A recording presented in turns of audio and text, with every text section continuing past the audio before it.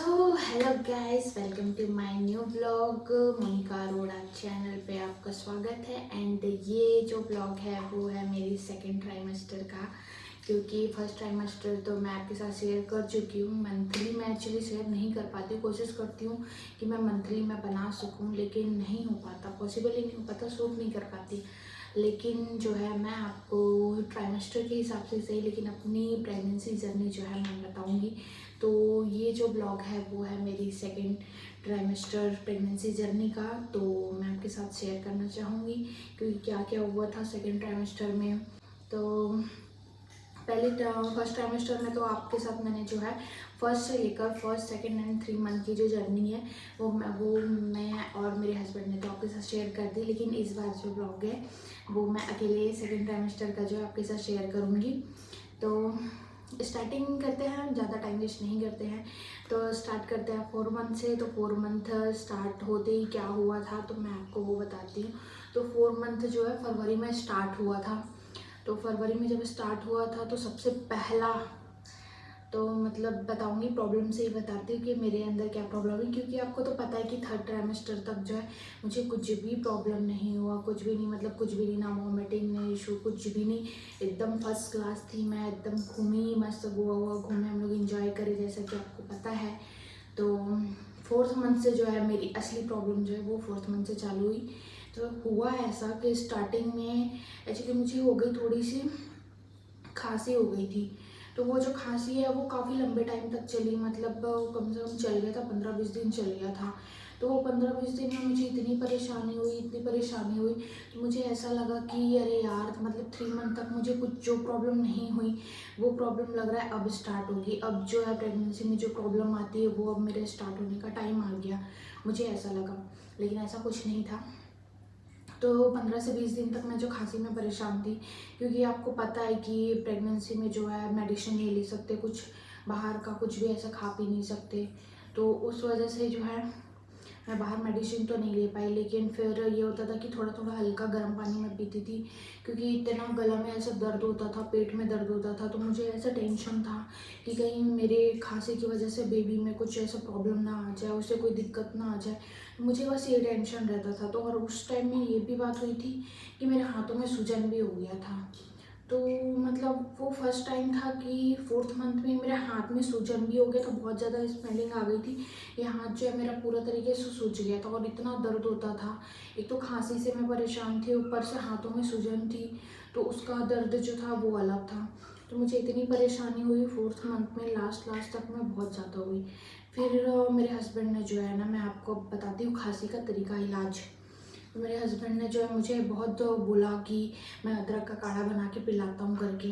तो मैं बोली नहीं, इससे कुछ नहीं होने वाला, अदरक का कुछ नहीं होने वाला करके। तो मैं मना कर रही थी। तो मैं खाई नहीं, मैं गर्म पानी से काम चला रही थी, लौंग वगैरह ये सब खा के काम चला रही थी कि चलो उससे ठीक हो जाएगा। लेकिन नहीं हुआ। और लास्ट में ठीक जब हुआ, सच बता रही हूँ, 4 से 5 दिन में मेरी खांसी पूरी की पूरी गायब। क्योंकि मेरे हस्बैंड ने जो मुझे इतना अच्छा काढ़ा बना के सुबह शाम पिलाया ना, तो सच बताऊँ मेरी खांसी 4-5 दिनों के अंदर पूरी की पूरी ख़त्म, सच बताऊँ तो वो जो था, तो मैं सेकंड टाइम भी जब मुझे खांसी हुई दोबारा, तो फिर मैं वही बोली, मैं बोली मेरे लिए काढ़ा बना दो आप।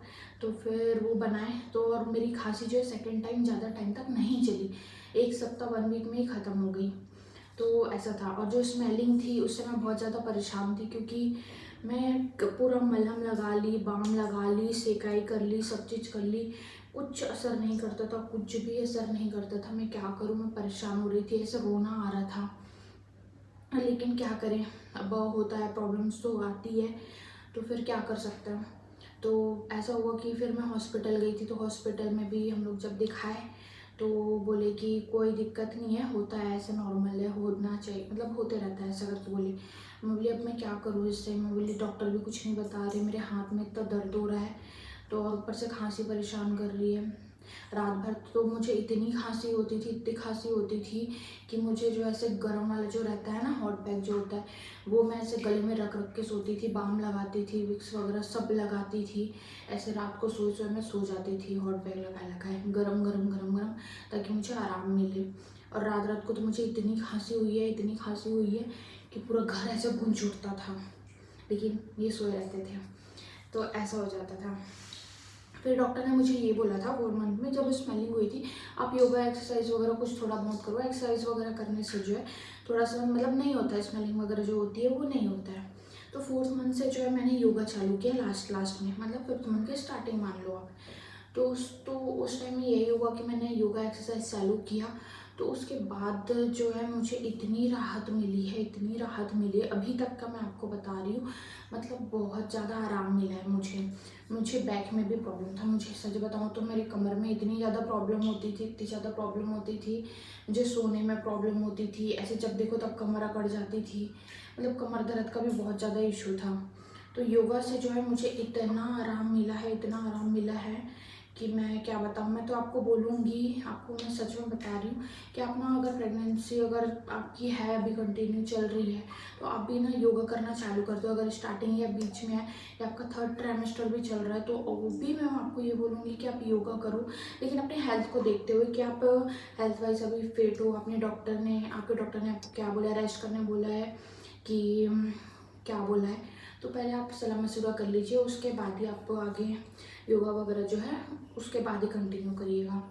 तो मेरी बॉडी तो फिट एंड फाइन है, ठीक थी, बस खांसी की प्रॉब्लम हुई थी 4th मंथ में और ऐसा कुछ नहीं हुआ था। और जो कमर दर्द का इशू मैं आपको बता रही हूँ, सबसे अच्छा रामबाण इलाज बता रही हूँ घर में, ठीक है, जो मैंने किया। मेरे हस्बैंड ने जो है ना बहुत अच्छा गद्दा ऑर्डर किया था, गद्दा जो है बहुत अच्छा ऑर्डर किया था, क्योंकि उस टाइम ना मुझे सोने में इतनी प्रॉब्लम होती थी कमर दर्द की वजह से कि मैं कहीं भी सोऊं, चाहे बेड में सोऊं, सोफे में सोऊं, किसी में भी सोऊं, मुझे रात भर इतना कमर दर्द होता था, इतना कमर दर्द होता था कि मैं सो ही नहीं पाती थी। पलटने में प्रॉब्लम, मैं सोचती थी अरे यार, मैं बोली अभी से इतनी परेशान हूँ तो बाद में क्या होगा मेरा। तो फिर मेरे हस्बैंड ने तुरंत जल्दी से जल्दी ऑर्डर किया गद्दा, अच्छा जो बहुत ज़्यादा फॉर्म था, अच्छा खासा था, लेकिन उसमें भी फिर ऐसा हुआ कि मुझे उसमें भी नहीं आ रही। वो इतना ज़्यादा फॉर्म था कि बैठते ही ऐसा पिचक जाते थे हम, जो भी बैठता था बाहर पड़ता था, वो ऐसे करके इतना हो जाता था। तो उसमें भी मतलब ये था कि मुझे उसमें भी नींद नहीं आई, बोले अब मैं क्या करूँ यार, इसमें भी नींद नहीं आ रही। तो उसके बाद ये हुआ कि अचानक हम लोग गए थे एक दिन, छत पे बैठे हुए थे, तो छत पे बैठे हुए थे तो मौसम बहुत अच्छा था। तो फिर खाट है एक्चुअली हमारे घर में, जो खाट होती है ना, खटिया जिसे गाँव में बोलते हैं, खटिया या खाट, जो गांव में ऐसे बैठते सोते हैं, तो वो वाला जो है हमारे घर पे रखा हुआ, छत पे टंगा हुआ था। तो छत पे टंगा हुआ था, तो एक दिन ऐसे मौसम बहुत अच्छा था तो हम बोले निकालते हैं, बैठते हैं जिस पे। तो ये हुआ कि उस दिन मैं बैठी क्या, मैं लेटी, तो बाय गॉड मुझे इतना ज़्यादा आराम मिला खाट पे सोते ही, मतलब सुकून मिल गया भाई, मेरे कमर को इतनी ज़्यादा सुकून मिला कि मैं तो बोली नहीं, मैं तो अब इसी में ही सोऊंगी। एक दिन सो के देखी, कमर दर्द बहुत आराम, बहुत आराम, बहुत ही ज़्यादा। मैं तब से ठान ली, मैं सच बता रही हूँ, 5th मंथ के स्टार्टिंग से मैं खाट में सोते आ रही हूँ आज तक, और मुझे इतना ज़्यादा आराम है, इतना ज़्यादा आराम है। कमर दर्द का इतनू सा भी इशू बोलते हैं ना, इतनू सा भी इशू नहीं है, मुझे बहुत आराम मिलता है। आपको जहाँ आपको कंफर्टेबल फील हो रहा है आप वहाँ सो, चाहे आपको नीचे सोना है, आपको अच्छे गद्दे पे सोना है, महंगे गद्दे पे सोना है, या कहीं भी सोना है, बस सो आप वहाँ जहाँ आपको आराम मिले। तो भाई मैं सच बता रही हूँ, 5th मंथ से तो मैं तो खाट पे सोते हुए आ रही हूँ, जिससे मेरे कमर को जो है बहुत ज़्यादा आराम मिल रहा है। आपको जहाँ लगे आप वहाँ ज़रूर सोइएगा, कमर दर्द के चक्कर में आप यहाँ सोना है वहाँ सोना है ऐसा मत करिए। और फिर ये हुआ कि 5th मंथ में जो है मेरी सोनोग्राफी थी, तो सोनोग्राफी था, तो ये हुआ कि 4th मंथ तो ख़त्म, इतना ही में मेरा मतलब 4th मंथ जो है वो कंप्लीट हो गया था, परेशानी में। तो थोड़ा लास्ट होते होते तक में जो है वो थोड़ा ठीक हुआ। 5th मंथ के स्टार्टिंग में ये था कि सोनोग्राफी भी करवाना था, तो सोनोग्राफी भी हम जब गए करवाने के लिए, ये और मैं गए थे, शाम को होता है एक्चुअली, मेरी जो सोनोग्राफी जितनी भी हुई है वो शाम को हम लोग करवाए हैं, और खा पी के ही मैं गई हूँ, ऐसा कोई दिक्कत नहीं है, कोई इश्यू नहीं है। पहले तो मैं सोचती थी शायद सोनोग्राफी के लिए जाते हैं तो खाली पेट जाना होता है, मैं सोचती थी अरे यार अब इतना टाइम तक भूखे कैसे रहूँगी मैं, लेकिन ऐसा कुछ नहीं है। तो फिर उनकी जो सोनोग्राफी है मेरी, वो मैं शाम को गए थे हम लोग करवाने के लिए, मैं और मेरे हस्बैंड गए थे।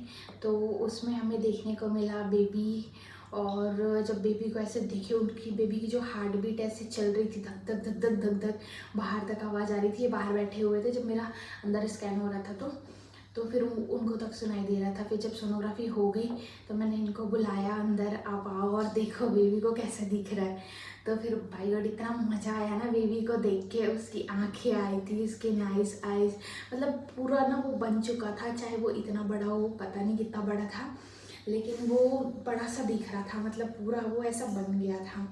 तो इतनी खुशी हुई मतलब बेबी को पहली बार देख के, मतलब ये मेरा बच्चा मेरा पेट के अंदर है और इतना बड़ा हो गया कि उसकी सारी चीज़ें दिख रही है। तो वो जो एक्साइटमेंट था वो बहुत ज़्यादा एकदम अलग था, क्योंकि अपने बच्चे को देखना अपने पेट के अंदर में, तो वो कितनी अच्छी खुशी की बात होती है। तो सारी चीज़ें थी ना, तो वो बहुत अच्छा लगा। फिर हम नेक्स्ट डे गए थे हॉस्पिटल, तो डॉक्टर ने बोला हाँ सारी चीज़ें परफेक्ट है। उस टाइम जो मेरा वेट था, क्योंकि खांसी वगैरह जो थी वो मुझे हो गई थी, तो उस टाइम जो मेरा वेट था वो 71.9 ऐसा कुछ था जब मैं सोनोग्राफी करवाई थी। तो ज़्यादा वेट मेरा बढ़ा नहीं था 5th मंथ के सोनोग्राफी तक में। तो ये हुआ था। तो मुझे टेंशन था यार कहीं मेरी खांसी की वजह से मेरे वेट में प्रॉब्लम ना हो, बेबी में प्रॉब्लम ना हो। मुझे लास्ट टाइम तक सोनोग्राफी तक ये डर था कि मेरी खांसी की वजह से मेरी बेबी में प्रॉब्लम तो नहीं आ जाएगी, कहीं उसको तो कुछ नहीं हो जाएगा, मतलब ऐसे माइंड में चलते रहता है ना। तो वो सारी चीज़ें चल रही थी, तो लेकिन ऐसा कुछ नहीं हुआ। डॉक्टर ने बोला सारी चीज़ें परफेक्ट है, बेबी का वेट भी सही है, हेल्थ भी सही है, सारी चीज़ें परफेक्ट है। तब जाके थोड़ा सुकून आया। हाय बाय गॉड, मैं थैंक गॉड कि मेरा जो बेबी है वो सही है। तो 5th मंथ में सोनोग्राफी भी हो गया, बेबी बहुत प्यारा भी दिख रहा था। और ये था कि बस उसके बाद ऐसे कुछ प्रॉब्लम नहीं आई है, बाकी सब चीज़ सही चल रहा था। क्योंकि उसके बाद फिर धीरे धीरे जो है गर्मी चालू हो गई। तो गर्मी के बाद में जो मेरी हालत ख़राब हुई है, मैं क्या बताऊँ।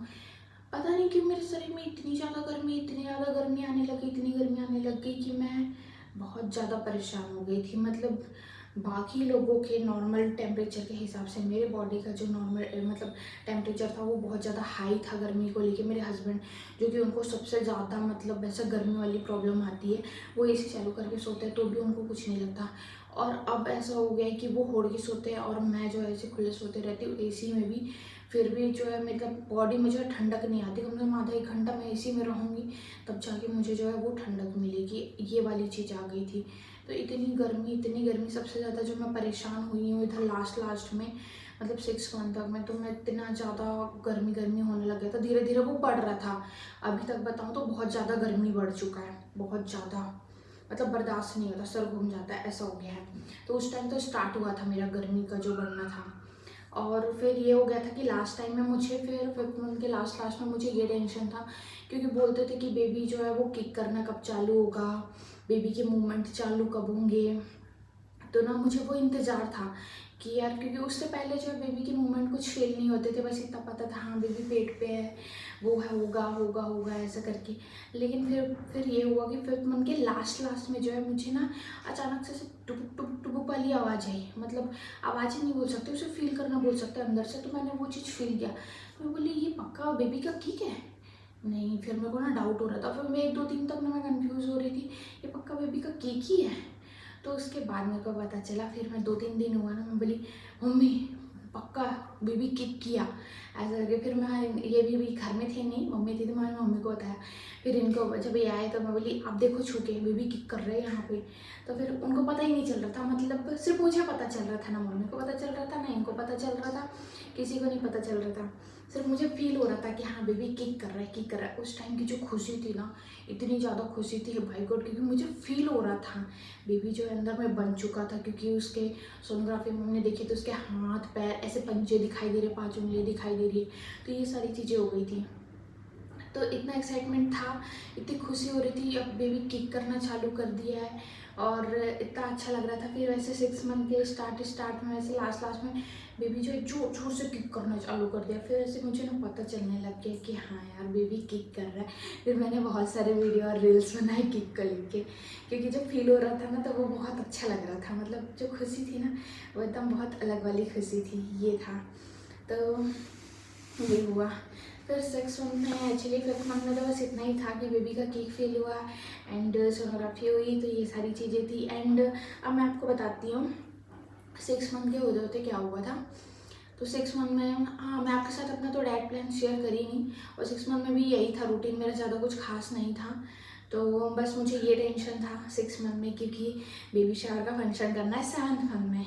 तो मैं पूरा 6 मंथ जो है मैं बता देती हूँ, मैं ये सोच के निकाल दी कि नहीं बेबी शावर का फंक्शन कैसा होगा, मैं क्या पहनूंगी, कौन करेगा मेरा मेकअप, कौन सा ड्रेस लुक होगा, कैसे करेंगे। तो ना मैं ये सोच के जो है पूरा 6 मंथ निकाल दी कि हाँ डेकोरेशन ऐसा होना चाहिए, ब्लू पिंक, एंड ऐसा ऐसा फंक्शन करेंगे हम लोग, ये गाने होंगे, सबको बुलाएंगे तो ऐसा ऐसा लोग पहनेंगे, ऐसा करेंगे। तो मैं ये सोच के ना जो है 6 मंथ निकाल दी।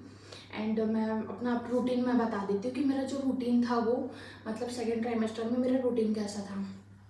तो हर डे का जो मेरा रूटीन था वो ऐसा था कि मैं सुबह उठती थी और मैंने जो है भजन वगैरह जो है मैंने डाउनलोड करके रखा हुआ है अपने मोबाइल पे। तो मैं जो सुबह सुबह जो है गायत्री मंत्र सुनती थी, सुबह सुबह सो उठ के ब्रश करते हुए या जैसा भी हो, सबसे पहले उठ के मैं गायत्री मंत्र सुनती थी।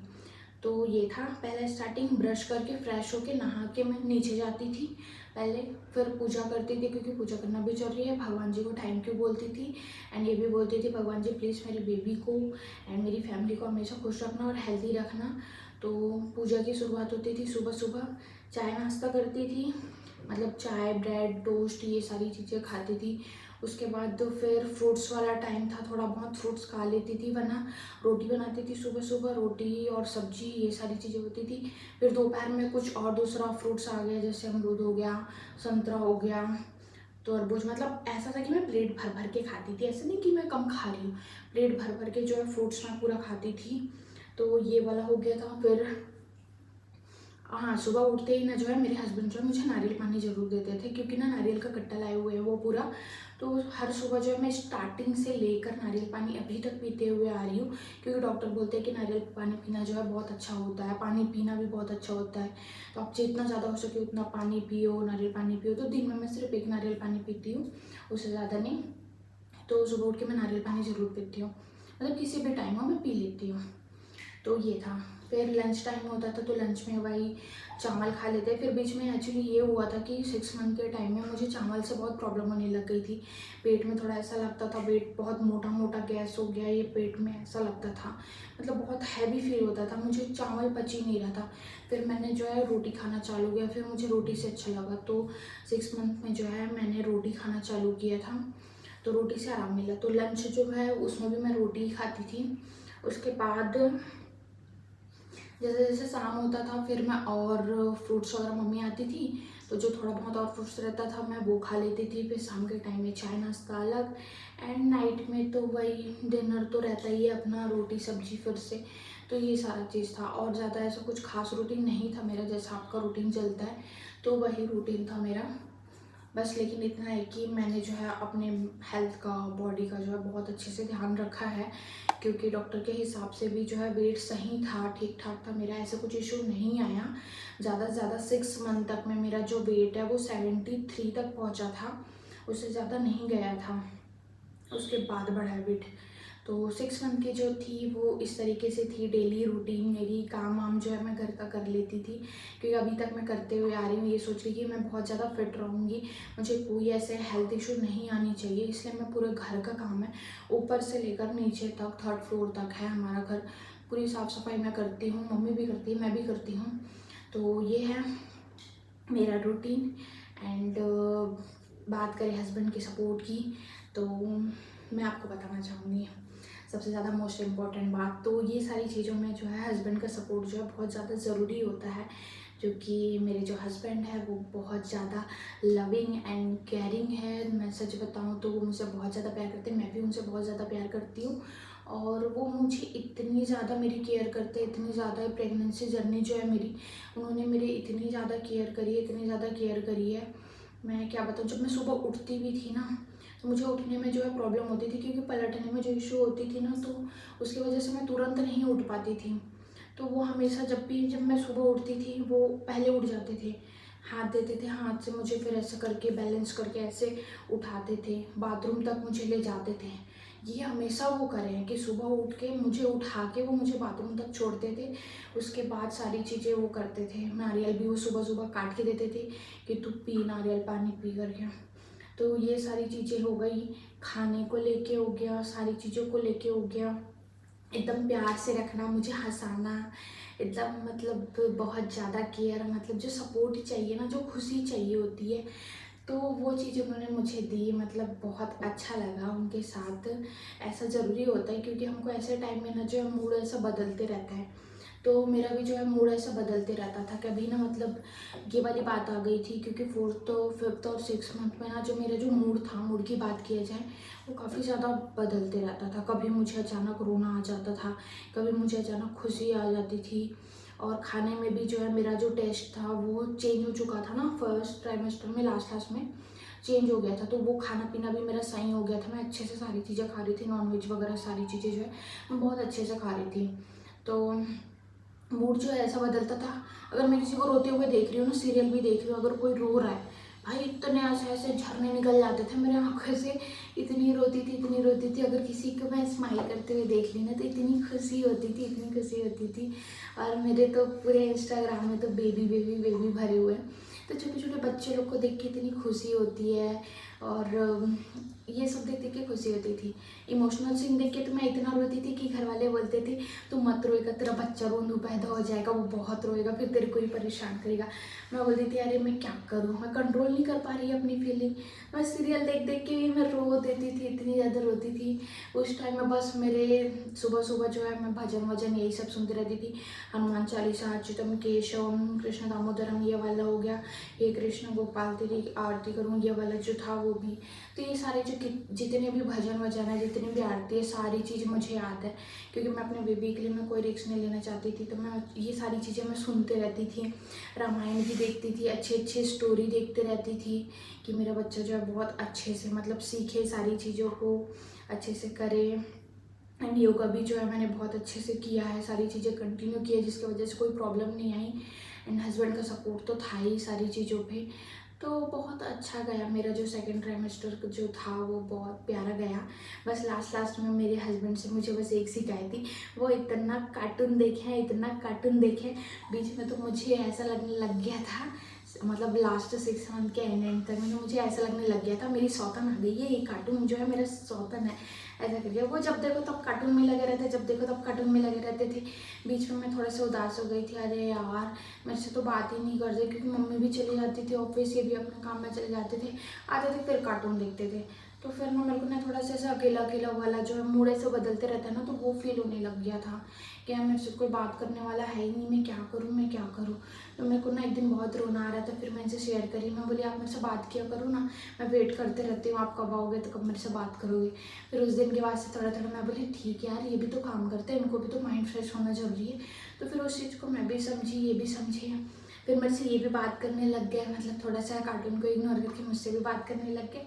एंड मैं भी खुद को समझाई, मैं बोली ज़रूरी है, क्योंकि लड़के भी जो होते हैं ना, वो काम से अपने इतने ज़्यादा डिस्टर्ब होते हैं, उनका भी माइंड फ्रेश होना ज़रूरी है। तो फिर मैं भी समझी, मैं बोली अब देखो आराम से कार्टून देखो, कोई दिक्कत नहीं, क्योंकि हमारा मूड बदलते रहता है, उसको तो हमें खुद को समझाना होता है ना। तो ऐसा हुआ था, तो ये सारी चीज़ें हुई थी। एंड काम वाम हेल्थ वेल्थ और मतलब सारी चीज़ें जो है, सारी चीज़ें ओके थी, तो कोई इशू नहीं आया। तो ये जो थी वो थी मेरी second trimester journey. I know कि मैंने बहुत सारी बक बक बक बक कर दी है, बहुत सारी चीज़ें बता दी है, और ये था मतलब अपना जो एक्सपीरियंस है, जो हुआ था वो बताना जो है बहुत अच्छा लगता है। मतलब क्या हुआ हमारे साथ, क्या बीता, क्या नहीं हुआ। आई नो कि कुछ कुछ छोटी छोटी चीज़ें होंगी जो छूट गई होंगी, मुझे याद नहीं आ रहा है अभी, क्योंकि लास्ट होते होते तक तो 3 मंथ का याद भी नहीं रहता।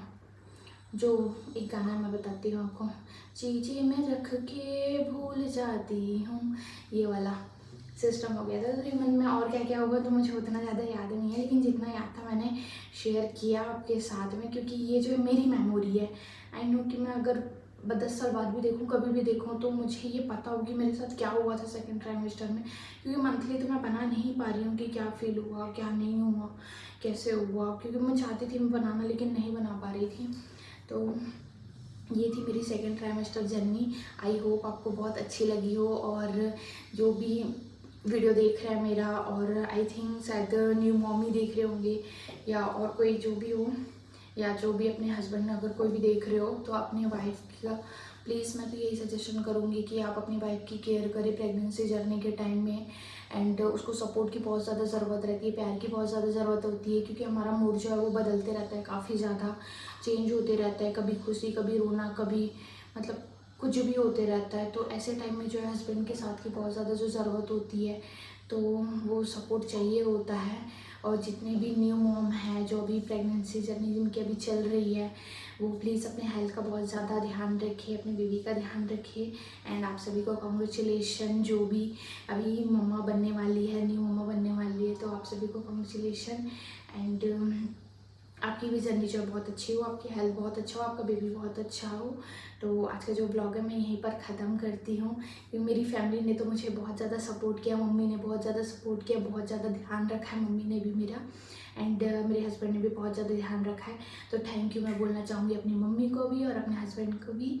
और बाकी तो मैं बेबी के साथ भी बहुत खुश हूँ, क्योंकि बेबी जो है मुझे बहुत अच्छा फील करवाता है। मतलब सारी जो फीलिंग्स है वो जाती है, मतलब चाहे वो रोना हो, हंसी हो, खुशी हो, जैसा भी हो, बेबी के किक जो मुझे भी फील होते हैं, बहुत ज़्यादा खुशी होती है मुझे इससे।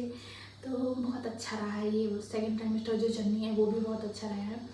तो ज़्यादा बकवास नहीं करती, बस यहीं पर ख़त्म करती हूँ। तो bye bye guys, and I hope आपको बहुत अच्छा लगा होगा। तो प्लीज़ लाइक करें, शेयर करें, सब्सक्राइब करें। एंड ऐसे ही आपको मेरे व्लॉग आगे भी देखना है तो बेल आइकन पे क्लिक ज़रूर करिएगा, क्योंकि ऐसे ही जो है आपको नोटिफिकेशन मिलते रहेंगे मेरे और भी जितने भी व्लॉग हैं। एंड फर्स्ट ट्राइमेस्टर का जो व्लॉग है वो मैं डिस्क्रिप्शन में लिंक दे दूँगी, अगर आपने नहीं देखा होगा कि क्या हुआ था मेरे साथ, तो वो आप जाके वहाँ चेक कर लीजिएगा। तो बाय बाय।